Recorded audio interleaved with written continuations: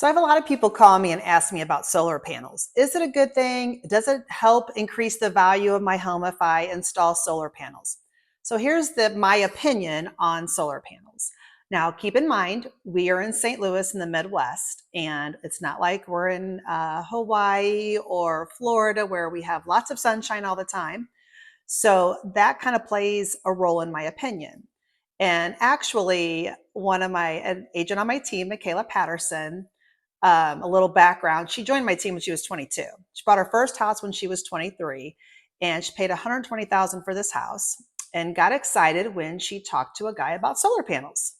So she went and put solar panels on her house and paid $40,000 for the solar panels. So keep in mind, a third of what her house cost is what she paid for the solar panels.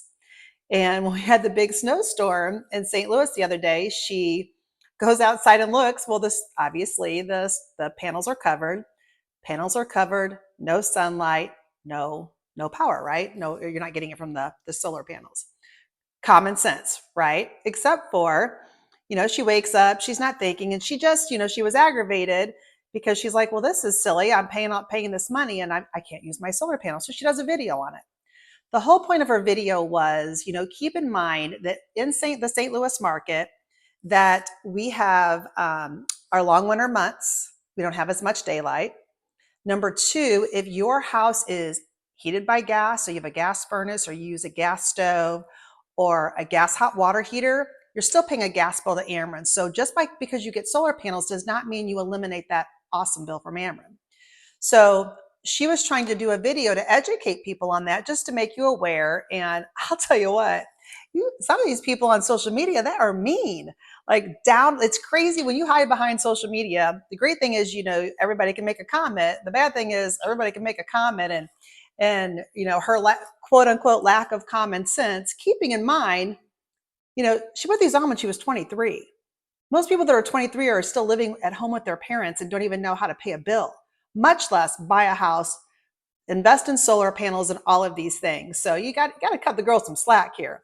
But her whole point was to make sure that, if you do have these gas appliances and this gas in your house, that you're still going to pay gas to Ameren, and you really have to really crunch the numbers. In my personal opinion, unless you plan on being at the house for a very long time, because they're very expensive, even if you get a tax credit, it doesn't make sense. Now, the problem with that is you can say, well, I plan on dying in this house. I'm going to be here forever. That's great that that's what you want to do, but also circumstances change and you never know what's going to happen. We can't really predict all of the things that are going to happen in our lives. So we can't with 100% certainty say that we're going to do that. Now, here's when it does make sense.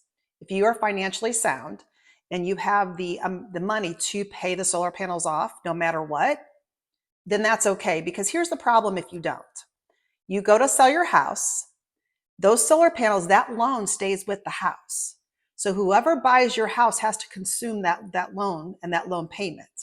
If they can't do that, then you can't sell the house. Like, you've got to find somebody that's going to be able to take over that payment. So it's not adding value for somebody who doesn't want solar panels, who doesn't want to go straight into a loan on top of the house loan that they're already buying for you.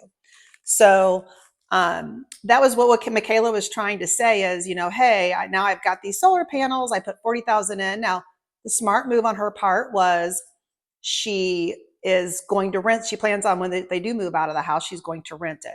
So hopefully down the road, she will see those savings. But, right now she's still paying Ameren.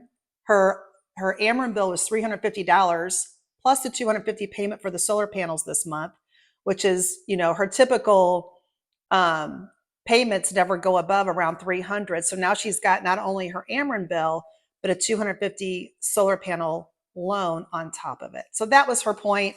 Like I said, when you see somebody doing these things, guys, give people some slack on social media. We don't have to be so mean to each other. My favorite comment, though, and she did a rebuttal video, was someone said, maybe you got your solar panels at Tamu, which I thought was funny.